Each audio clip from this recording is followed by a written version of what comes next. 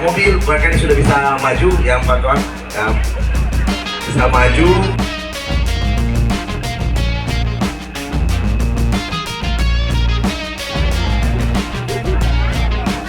Mobil bisa maju untuk melintasi.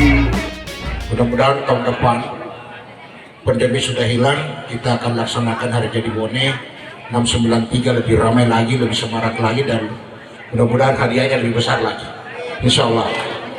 Dan untuk itu namanya sepeda santai, santai-santai saja, tidak usah buru-buru, karena juga tidak ada yang mau dicapai siapa juara satu, yang mau dicapai siapa yang mujur mendapat undiannya.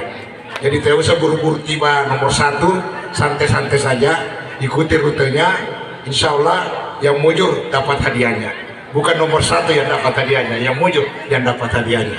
Saya kira itu saja yang ingin kami sampaikan. Terima kasih semua telah lakukan, insya Allah berkah dan bernilai ibadah bagi kita semuanya. Salam Ki, sukses selalu. Assalamualaikum warahmatullahi wabarakatuh.